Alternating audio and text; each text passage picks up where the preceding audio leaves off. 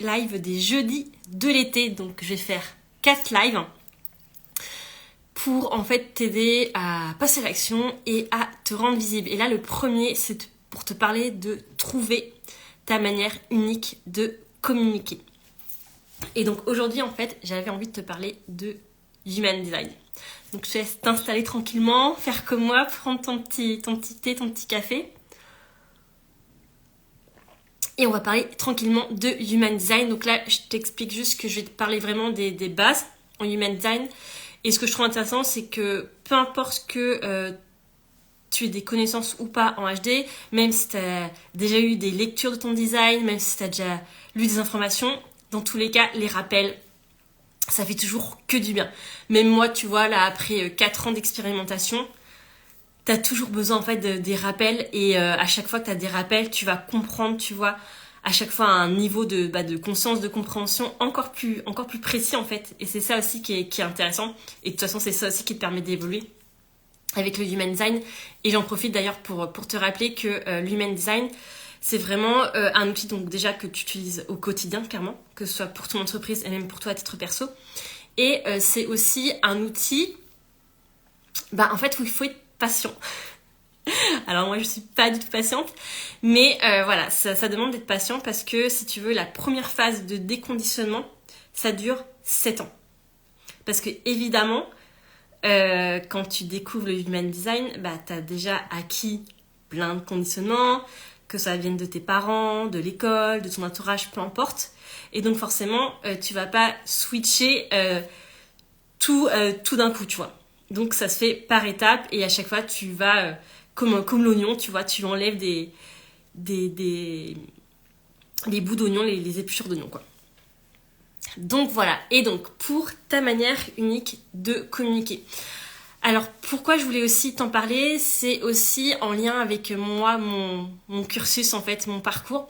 C'est que si tu veux, moi quand j'accompagnais les dirigeants, les entreprises dans leur stratégie web, dans leur visibilité, je me rendis compte que ce que je proposais, c'était justement du tout packagé.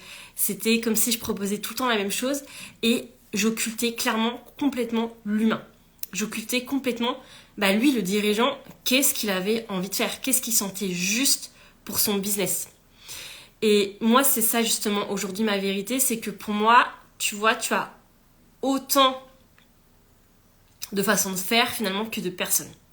Et tu peux vraiment te faire plaisir. Et dans l'idée, c'est ok, tu peux te dire, oui, machin fait ça, un tel fait ça. Mais toi, tu peux justement t'en inspirer et toujours, tu vois, tu vas le mettre à ta sauce pour que ce soit aligné à toi, à ton design, à ton mode de fonctionnement. Et comme je te disais, là, je vais vraiment me concentrer sur des bases du Human Design. Et après, si tu veux aller plus en profondeur, j'ai mon e-book que j'avais fait, que je vais relancer. Donc, il suffit juste que tu vois que tu mettes e-book dans le commentaire du post quand j'ai publié live, comme ça je pourrais te l'envoyer et tu auras vraiment là d'autres focus sur des points précis dans ton design si tu veux vraiment aller plus loin. Et donc maintenant je vais rentrer dans le vif du sujet. Alors ce que j'ai envie de faire, c'est vraiment de commencer par les différents types de Human Design avec la stratégie et l'autorité associée. Je vais t'expliquer ce que c'est, mais j'utilise quand même les mots de Human Design. Et après j'avais envie de te parler des profils. Donc juste pour te rappeler, donc le type, tu as donc Manifesting Generator, qu'on met ensemble. Tu as les projecteurs, donc moi je suis projecteur. Tu as les manifestors et les réflecteurs. Les réflecteurs, je vais laisser un peu de côté parce que c'est même pas 2% de la population. Donc je vais me concentrer sur les types qu'on croise le plus. Et ensuite, tu vas avoir donc la stratégie qui est associée au type et tu vas avoir l'autorité. Donc l'autorité, c'est vraiment ta manière de prendre des décisions. Donc la manière de prendre des décisions alignée à toi. Et donc là, les plus courantes, c'est l'autorité émotionnelle, l'autorité sacrale et après l'autorité splénique. Donc ça, c'est la mienne. Donc moi, c'est l'intuition, le splénique. Donc voilà pour situer un peu les bases et après, je rentrerai dans les détails pour le profil. Et ce que je vais te dire avant de commencer, c'est que le Human Design, c'est vraiment pour moi un outil qui doit être moteur pour toi. Mais c'est pas un outil qui est là pour te limiter, ni qui est là pour t'empêcher de faire certaines choses. C'est tout l'inverse. Donc si tu te vois te dire « Ah, mais dans mon design, c'est écrit ça, donc je peux pas faire ça », non. Non, c'est pas ça. ou tu l'as peut-être mal compris, mais le human design ne t'empêche pas de faire des choses en fait. C'est au contraire trouver ta manière de fonctionner et de fonctionner de manière alignée pour que ça fluidifie en fait ce que tu vis au quotidien et fluidifie bien sûr ton entreprise. Donc je voulais au moins poser ces fondations-là qui sont importantes. Et donc je vais commencer par le générateur et donc le manifesting generator. Alors pour eux, donc tu vois, si tu as ce type-là, toi ta stratégie ça va être de répondre. Et quand je dis répondre, c'est répondre à la vie, répondre à l'extérieur. C'est pas répondre à toi-même, te poser des questions. Non, c'est vraiment répondre à la vie, répondre à l'extérieur. Et donc comment ça va se manifester? C'est que toi, dans ta communication, t'as pas à te demander quoi faire, comment faire. La seule chose en fait que tu vas faire, le seul focus que tu vas avoir, c'est de répondre à la vie, répondre à l'extérieur. Je vais te donner un exemple concret. Imaginons, tu vois, tu scrolles ton feed Instagram et je sais pas, tu vois un post qui parle de, je sais pas, de la créativité, tu vois. Et bim, tu vois, là tu vas répondre. Tu vas dire oui, bah moi aussi j'ai envie de parler de ça. Ou ça peut être, je sais pas, tu vois pareil un réel ou un post et tu vois que la personne, elle est en train, je sais pas, de lancer un challenge sur, je sais pas, 5 jours. Et tu te dis, bah là oui, moi aussi j'ai envie de faire ça. Tu sens que ton corps répond. Et donc pour affiner, donc tu vas sentir que tu réponds et tu vas prendre ta décision en fonction de ton autorité. Et donc c'est là où il va y avoir des subtilités. Donc bien sûr, je te donne des informations générales. Je prends pas tout ton design en globalité, mais ça va quand même déjà te donner des pistes. Et donc si tu prends en compte ton autorité, donc je prends par exemple l'autorité sacrale. Le sacral, c'est tu prends tes décisions dans l'instant présent. Donc quand tu vois ce post, tu réponds et tu as le sacral qui répond direct. Bam. C'est instantané, c'est automatique. Et le sacral, si tu veux, c'est vraiment le corps qui parle. Donc peut-être que tu vas avoir, je sais pas, des sensations au niveau du ventre. Peut-être que même tu vas avoir ton corps qui va faire un mouvement en avant pour dire oui, je veux faire ça. Peut-être aussi que ça va sortir au niveau de ta gorge, qui va avoir un tu vas faire quelque chose qui te donne envie, tu vois, d'y aller. Et à contrario, peut-être que quand tu ressens un ah non, ça c'est pas pour moi, tu vas peut-être ton corps qui va se fermer, peut-être se reculer en arrière, peut-être que tu vas sentir une contraction, tu vas faire un tu vois. Et potentiellement aussi quand c'est un non, tu peux être en mode je ne sais pas ou être indécise. Mais en tout cas, la base, c'est vraiment de reconnaître toi, quand ton sacral te dit oui, comment il se manifeste. Et le seul moyen de savoir s'il répond, c'est que ça vienne de l'extérieur. Comme je te disais, si tu te poses une question à toi-même, il ne pourra pas répondre. Donc c'est forcément quelque chose qui vient de l'extérieur. Et quand même pour spécifier, le sacral, lui, il fonctionne de manière binaire. Oui, non. Ou je sais pas, je veux du poisson ou de la viande, tu vois. C'est là où il peut répondre.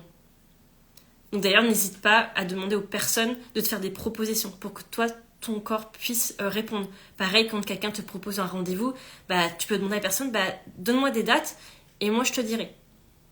Donc ça, c'est pareil, des petits automatismes à avoir dans ton entreprise. Donc tu vois, là, quand ton sacral répond oui à un poste et se dire je veux parler tel thème, t'y vas, tu vois. Là où peut y avoir de la nuance, c'est imaginons, tu as une autorité émotionnelle. Donc là, si tu veux, imaginons tu vois l'histoire du challenge 5 jours. Tu sens que ton corps, il est en mode envie, tu vois, tu sens un oui. Mais par contre, ton autorité émotionnelle, elle va vivre des vagues émotionnelles. Donc quand je dis des vagues, c'est que tu vas faire des hauts, des bas en termes d'émotions. Donc ça veut dire que quand tu es en haut, tu vas être dans une émotion haute dans le sens qui va être agréable, joie, envie, excitation. Et après, tu vas descendre en bas de la vague. Et là, ça va être plus, tu vois, plus désagréable, plus nuancé comme émotion. Et donc dans l'idée, c'est que tu passes ces vagues-là. Et une fois que tu as passé ces vagues-là, donc c'est à minima 24 heures suivant la décision. Et là, en fait, tu vas sentir qu'à un moment donné, tu vas arriver à la clarté émotionnelle. Que la vague, elle va comme s'adoucir finalement. Et c'est là que tu vas te dire, ok, est-ce que oui ou non, je fais ce challenge 5 jours? Mais par contre, quand tu as une autorité émotionnelle, c'est important de ne pas prendre directement une décision en mode ah bah c'est bon, j'ai envie, je commence à créer, je sais pas, ma communication, à créer, bah tiens, jour 1, je vais parler de ça, jour 2, nanana. Non, attends que ta vague émotionnelle passe pour prendre la décision qui soit juste pour toi. Parce que le risque, c'est que quand tu vois la publication, c'est que tu sois dans l'excitation de l'envie, donc tu sens le oui, mais potentiellement, ça peut retomber comme un soufflet. J'imagine que tu as déjà des idées en tête, des moments, des situations que tu as vécues. Donc je te parle déjà de ces deux autorités-là et je te parlais du splenic après quand je parlais de moi, du projecteur. Et j'avais aussi envie de te donner un exemple concret que j'ai vécu hier avec une manifesting generator. Elle, si tu veux, elle a 2 activités. Et donc elle a pour l'instant 2 comptes Instagram. Et elle se posait la question, est-ce que je couple les 2 activités ou est-ce que je garde bien 2 comptes Instagram dissociés? Parce que pour elle, c'était 2 activités quand même qui étaient assez différentes. Donc bien sûr, bon moi je la guide en séance, il y a déjà des choses qui ressortent. Et ce que je lui propose après, c'est justement de revenir dans le corps. Et là, c'est moi qui lui pose la question. Ok, imaginons, tu vois, tu choisis de créer un compte. Qu'est-ce qui se passe dans ton corps, tu vois? Et là, de suite, son corps, il parlait, tu vois. De suite, elle savait où était le oui, où était le non, en fait. Et pour le coup, bah, elle, ce qui est ressorti, c'était d'avoir un compte Instagram unique et vraiment que ce soit basé sur une communication sur elle.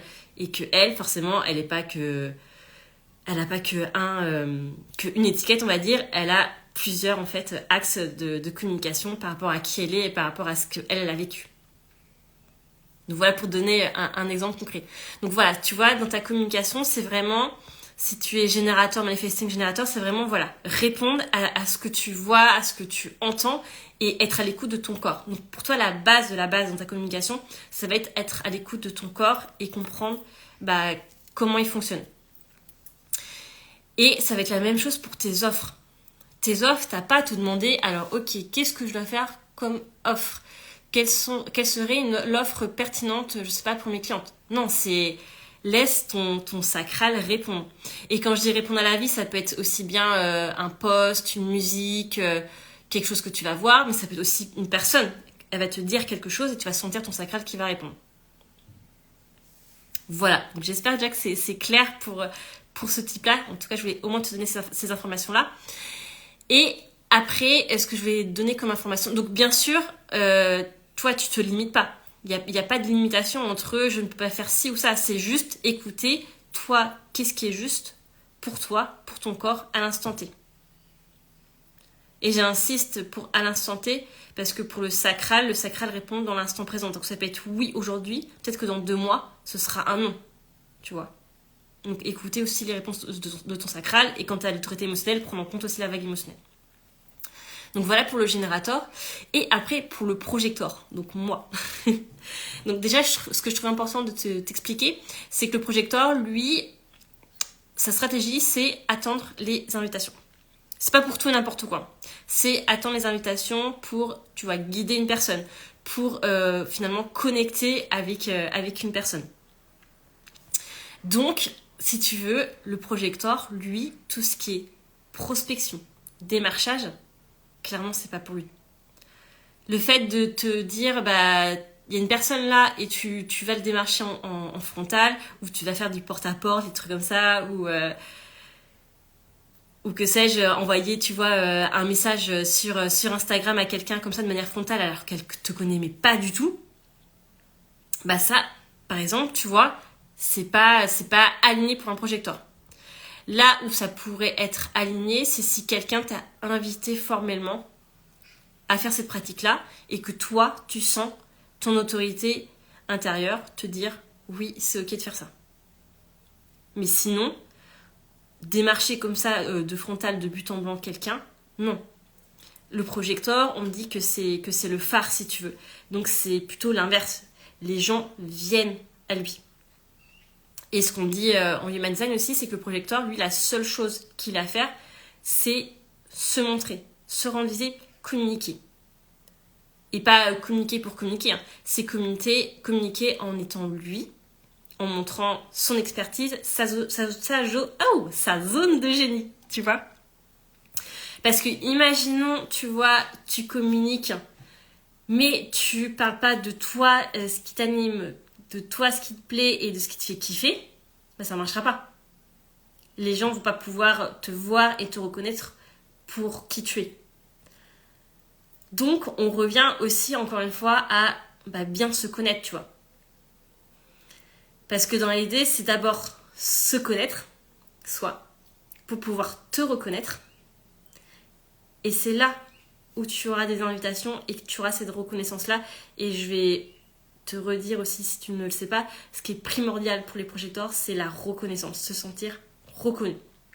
Si tu ne te sens pas reconnu par une personne, ça sert à rien de lui donner ton énergie, de prendre du temps pour elle.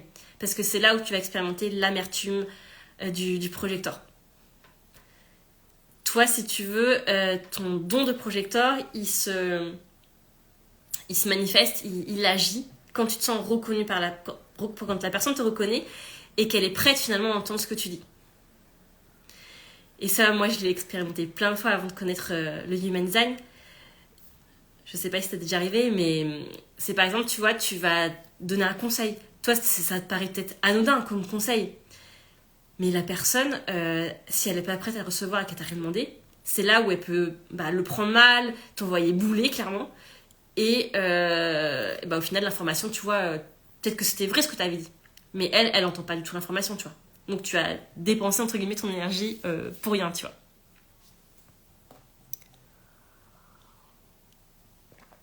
Et après, ce qui va être important dans ta communication, c'est d'écouter ton autorité. Donc je rappelle, d'abord, ne pas, tu vois, y aller de manière frontale, de manière brute de décoffrage vers les personnes. Prendre en compte que, voilà, tu dois attendre les invitations. Donc si tu veux, ouais, c'est ça, ne pas y aller de manière frontale, c'est ce que je disais. Et qu'est-ce que j'avais dit d'autre? Tu vois, je sais même plus ce que je raconte. Donc voilà, et après je voulais dire d'écouter ton autorité splénique. Parce que, moi je parle de mon autorité splénique parce que c'est mon autorité.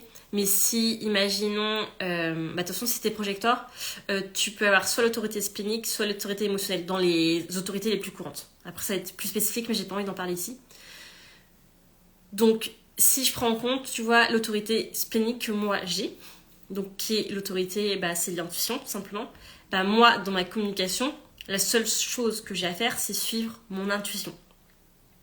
Je n'ai pas à me demander quoi faire, comment faire, quoi poster, quoi dire. C'est vraiment écouter mon intuition.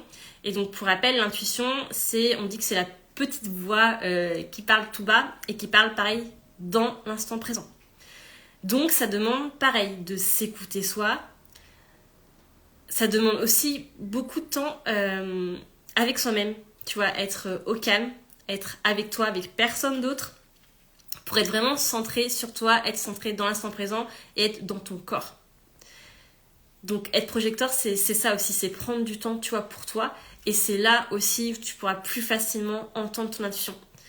Et je t'invite vraiment aussi à avoir des pratiques au quotidien pour revenir dans le corps. Donc moi je sais, tu vois, que je fais beaucoup de méditation, je fais aussi du yoga. Après ça peut être autre chose, tu vois, mais ça peut être tout simplement marcher, aller te balader, ça peut être, je sais pas, faire du qigong,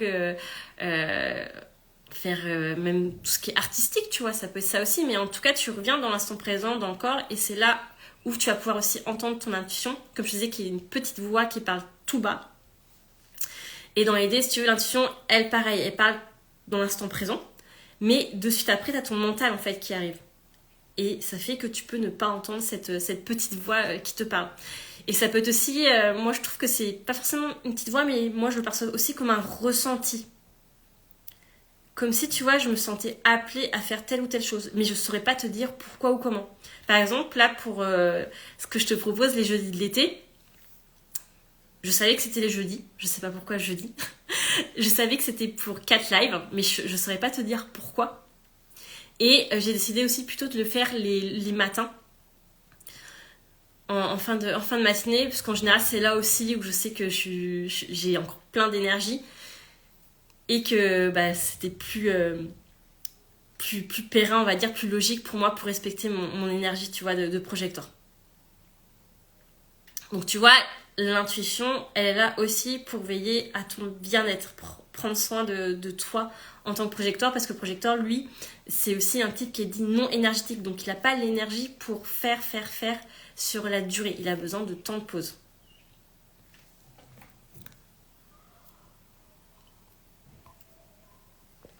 Donc tu vois, toi, ta communication, elle va être vraiment rythmée là-dessus, sur partager ton expertise, partager ce qui te fait kiffer, et écouter ton autorité. Parce que, tu vois, tu peux partager ce qui te fait kiffer et avoir donc des invitations, que la personne vienne vers toi, mais peut-être que ce ne sera pas une invitation alignée à toi, qui va être correcte pour toi. Et c'est là où ton autorité, donc ton intuition, ou ton autorité émotionnelle te dira si c'est juste ou pas d'aller avec cette personne-là. Donc moi, l'avantage de l'intuition, c'est que ça répond bam, oui ou non. Je dis oui ou non à son invitation. Par contre, l'autorité émotionnelle, comme je te le disais, c'est d'attendre que la vague émotionnelle passe. Donc vraiment minimum 24 heures. Et suivant l'enjeu du projet, si imaginons on propose un big partenariat pour ton entreprise, ou même de t'associer avec quelqu'un, laisse-toi le temps de vivre ces vagues-là, mais surtout, garde en tête que tu n'as pas de vérité dans l'instant présent. Voilà ce que j'avais envie de te dire sur le projector. Et bien sûr, je t'invite à me poser des questions dans les commentaires si tu veux plus de précision. Mais là, je voulais au moins te donner des bases pour bien comprendre par type, en fait, ta manière de communiquer, qu'est-ce qui va être fluide et aligné finalement pour toi. Après, je voulais te parler rapidement aussi du manifesteur. Donc le manifesteur, c'est à peu près 7% de la population. Donc je ne vais pas non plus m'étendre dessus vu qu'il y en a un peu moins. Et donc si tu veux, lui, le manifesteur, c'est un type qui est très, très indépendant, très autonome. Donc lui, on dit qu'il fait ce qu'il veut, quand il veut, où il veut. Donc dans sa communication, lui, il n'a pas besoin de se prendre la tête, de réfléchir en fait. Il suit son autorité intérieure, donc par exemple l'autorité splénique ou l'autorité émotionnelle, et il y va, go. La seule subtilité que lui, il va avoir dans son entreprise, dans sa communication, c'est que ce qui est important, c'est d'informer. Dans le sens où c'est pas être brut de décoffrage et dire, par exemple, tu vois, tu as une offre qui te vient, hop, tu t'envoies l'offre. Non. Tu informes, peut-être que tu vas expliquer ce qui s'est passé avant, ce que tu as expérimenté qui t'a fait arriver à cette offre-là. Peut-être que tu vas faire du teasing, tu vois, pour informer que quelque chose arrive, que quelque chose est en train de se créer en coulisses. Tu vois, justement, je trouve que quand tu es manifesteur, tu peux utiliser à fond le teasing. Que ce soit pour lancer une offre, un nouveau projet, je sais pas, un challenge offert, peu importe, mais vraiment utiliser le teasing. Et après, voilà, faire confiance à ton autorité qui va te guider, pareil, pas à pas dans ta communication. Mais vraiment, ce que j'ai envie de te sensibiliser, c'est que souvent, on se pose 36 000 questions, on se demande quoi faire, comment faire, qu'est-ce que je dois dire, quoi publier, je sais pas, par exemple, quel canal de communication je dois utiliser, est-ce que je dois créer un site ou pas un site, est-ce que je dois faire une newsletter, est-ce que je dois, je sais pas, créer un podcast. En fait, il n'y a pas de vérité unique à part la tienne. C'est pour ça que c'est important pour moi de trouver ta manière de communiquer unique, parce que tu es la seule à avoir la réponse. Et c'est pour ça, moi, c'est ça qui m'intéresse avec mes outils, je te guide justement à trouver ta réponse. Mais c'est pas moi qui vais te dire fais ci ou fais ça. Par contre, je t'explose le champ des possibles. Ça, c'est mon job. Et là, tu vois, à la fois, ton autorité va être primordiale et bien sûr, ta stratégie. C'est toujours l'alliance des deux qui va te permettre de prendre les bonnes décisions. Et c'est là où tu vas, justement, comme je te disais, avoir cette fluidité dans ton entreprise. Et ensuite, je vais te parler, comme je te disais, des profils. Donc là, les profils, il y en a beaucoup, enfin plusieurs en tout cas, comparé au type.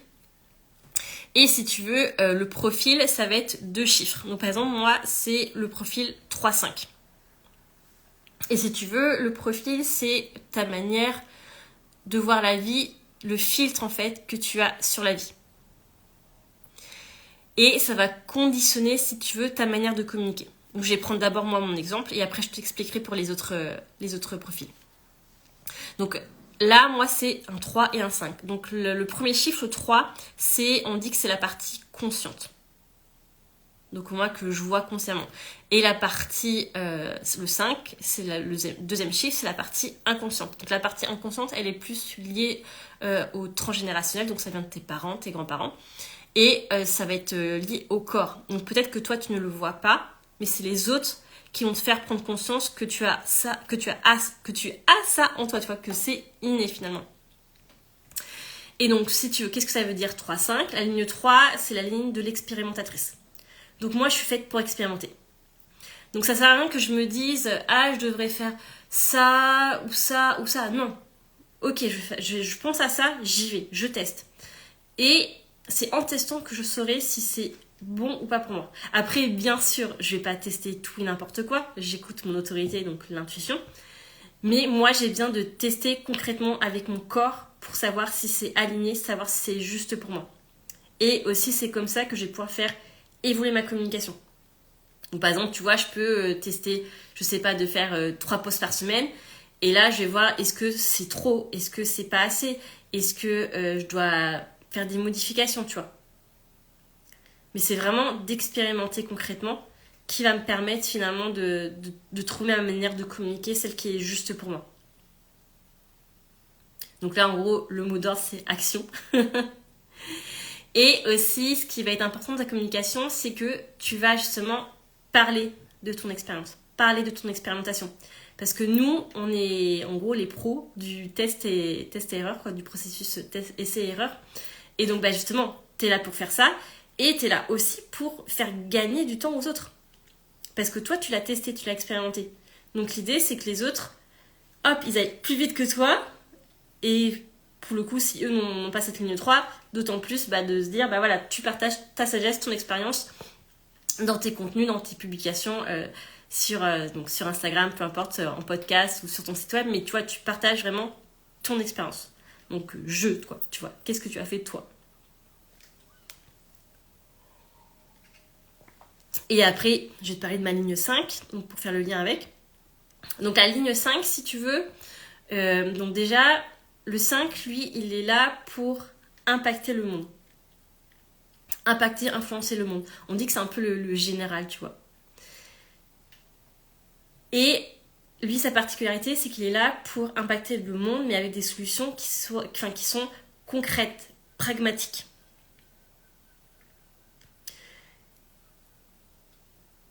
Et finalement, c'est des solutions aussi qui sont universelles. Donc si tu veux, il va pouvoir vraiment le proposer à un maximum de personnes. Donc il est là pour apporter ça, cette vision-là. Et moi, la particularité, vu que c'est 3-5, c'est via mon expérimentation que j'ai apporté ces solutions-là. Et donc là, tu vois, moi, c'est ce qui s'est passé pour moi. J'ai expérimenté le fait que en agence web, mes clients ne savaient pas s'écouter et que je prenais pas en compte l'humain. Et c'est pour ça qu'aujourd'hui, moi, la solution que je propose, c'est la base de la base, c'est toi, te connaître, comprendre ton mode de fonctionnement. Et là, tu pourras, tu vois, créer une stratégie web sur mesure, celle qui te convient. Ça, c'est ma solution que j'ai choisie par rapport à mon expérimentation. Et donc forcément, dans ma communication, je vais parler de ça, je vais parler de ces solutions, tu vois, qui viennent de mon expérimentation. Donc voilà, tu vois, moi pour ma communication. Et après, pour les autres lignes, tu vas avoir la ligne 1.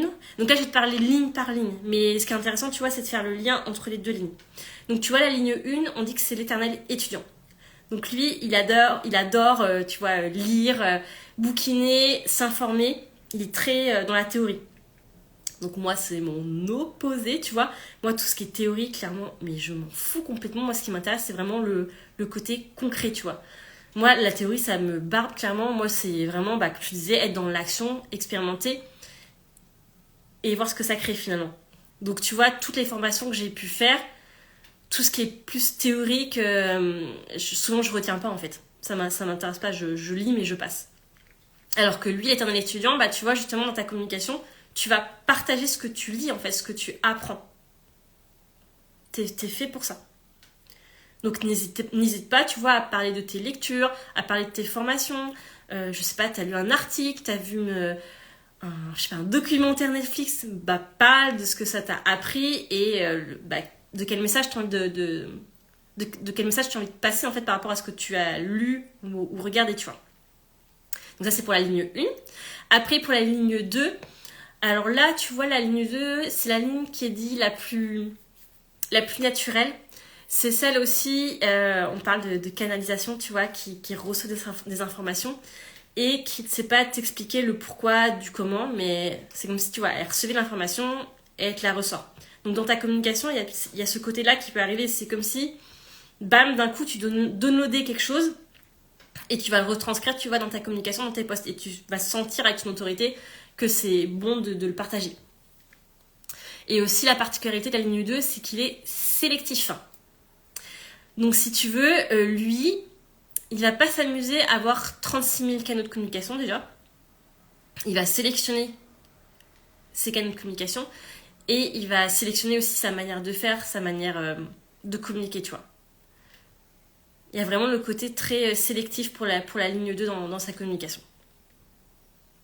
Je crois que c'est tout dans ce que je voulais te dire sur la ligne 2. Et après, ouais, ce qui est aussi, comme je te disais, c'est quelqu'un de très naturel. Donc forcément, en général, dans le feed, dans ton feed Instagram, dans ton contenu, ce côté naturel, souvent, son ressort. Et je sais pas, là j'ai l'image, mais c'est pas forcément ça, hein, mais c'est pour donner une image. C'est par exemple, peut-être c'est quelqu'un qui va souvent marcher pieds nus, tu vois, vraiment le côté naturel, peut-être très peu aussi se maquiller, tu vois, peut-être que ton feed Instagram sera aussi très épuré. Donc tu vois, ça vient impacter, ça vient colorer toute ta communication. Après c'est des exemples, hein, bien sûr. Je dis pas que c'est une vérité absolue. Donc le 3, je l'ai fait. Après, tu as la ligne 4. La ligne 4, alors lui, la particularité, c'est dans sa communication, il va vraiment parler de ce en quoi il croit, ses convictions, ses croyances, tu vois. C'est ça qui va être important. Et la ligne 4, souvent, elle a un côté un peu, tu vois, rigide. Elle est vraiment dans ce qu'elle croit, dans sa vérité. Mais c'est parfait. Il est là, justement, pour parler de sa vérité, de ses convictions et la communiquer à ses abonnés, à ses proches. C'est ça qui va être important pour lui parce que lui, il est là pour communiquer en fait à sa communauté, si tu veux. Il n'est pas là pour toucher très largement. Par exemple, tu vois, moi, la ligne 5, on est là pour parler au monde entier, on va dire. On est là pour impacter le monde. Alors que la ligne 4, lui, il va d'abord parler à sa communauté, ses abonnés, et c'est via ces personnes-là qu'il va toucher d'autres personnes. Mais donc, par exemple, tu vois, sur ton compte Instagram, tu as juste à te focaliser à parler à tes abonnés, à communiquer peut-être avec eux aussi par message, etc. Et d'ailleurs, peut-être que tu le vois déjà, mais toi, peut-être que naturellement, par exemple, quand tu veux acheter une offre, acheter un programme, tu as ce besoin aussi potentiellement de communiquer avec la personne avant d'acheter. Moi, profil 3.5, moi, j'ai pas besoin. Mon autorité, elle me dit oui ou non, et j'y vais en fait. J'ai pas besoin de discuter avant avec la personne pour confirmer mon choix. La ligne 4, elle a vraiment ce côté, communauté, quoi, le besoin de connexion, de parler, et il est fait pour ça en fait. Donc c'est parfait. Donc toi, c'est vraiment prendre soin de ta communauté et comme je te disais, parler de tes convictions, de tes croyances en fait. La ligne 5, je t'en ai parlé et après je vais finir par la ligne 6 qui est la dernière. Donc la ligne 6, donc la particularité, c'est que en fait, la première partie de ta vie, tu expérimentes ta vie comme un 3, donc comme moi. Donc tu es en mode expérimentation. Souvent, cette première partie de la vie, elle n'est pas très confortable parce que tu vis comme un 3 alors qu'au fond, tu vois, t'as ton 6 qui va arriver, tu vois. Donc souvent, c'est pas très confortable comme période, mais c'est ça qui va nourrir ton 6. Et ta ligne 6, si tu veux, on dit que c'est le visionnaire. Et c'est via, tu vois, toutes ces expériences-là que tu vas acquérir cette sagesse. Et lui, la ligne 6, il est là pour ça. Il est là pour justement communiquer sur sa vision, sa sagesse. Parce que c'est comme si, enfin, moi là, j'ai vraiment l'image de la ligne 6 en haut d'une montagne, tu vois, qui a une vision vraiment globale et qui voit comme au-delà, tu vois. Et il y a comme que lui, en fait, qui peut avoir cette vision-là, qui est perché en haut. Et il parle justement de ça, de ce qu'il voit, de ce qu'il comprend, et il divulgue sa sagesse, tu vois. C'est vraiment ça, la ligne 6. Voilà, je crois que je t'ai tout dit dans ce que je voulais te parler. Donc voilà, comme je te disais, j'ai vraiment concentré ce live sur les éléments de base. Donc ton type, ta stratégie, ton autorité et ton profil. Bien sûr, si tu as d'autres questions, tu peux m'en mettre en commentaire. Et comme je te disais, si tu veux vraiment aller encore plus en profondeur dans ton design, donc aller voir comment communiquer de manière alignée en allant voir des points spécifiques de ton design, là j'ai mon e-book. Donc tu as juste à me commenter e-book en commentaire et je pourrais te l'envoyer. Voilà, et donc on se retrouve donc la semaine prochaine, donc jeudi prochain pour mon deuxième live. Et j'en profite aussi pour te rappeler, je sais pas si tu l'as vu, mais en ce moment pour l'été, tu as Visibility Master qui a un tarif donc spécial pour l'été. Et donc pour rappel, Visibility Master, donc lui c'est vraiment, il est là pour te rendre visible et que tu passes à l'action. Dans l'idée, moi je l'ai construit pour que à la fois on vienne lever les blocages, on vienne identifier qu'est-ce qui est aligné pour toi, ton mode de fonctionnement, et après on passe à l'action. Et ce qui m'intéresse aussi avec Visibility Master, c'est de passer à l'action ensemble. Parce que j'ai vraiment vu avec mes clientes que le passage à l'action était vraiment un gros point noir. Beaucoup procrastiné, beaucoup avaient pourtant, tu vois, tout, sur papier, tout pour passer à l'action, mais il y avait... ça bloquait, ça passait pas, tu vois. Et donc là, ce que j'ai envie, c'est que voilà, si tu as besoin de moi pour qu'on crée du contenu ensemble, pour te connecter à ta créativité, si tu as besoin qu'on aille voir ton site web ensemble, qu'on fasse des modifications sur le site web, voilà, on fait ensemble, on passe à l'action ensemble. Et comme ça, à la fois, je te partage mon expertise web et à la fois, je te guide, bien sûr, selon toi, ton design, ce qui est juste pour toi. Voilà, j'espère que ce premier live t'a plu. N'hésite pas à me laisser des commentaires. Et moi, je te dis à la semaine prochaine.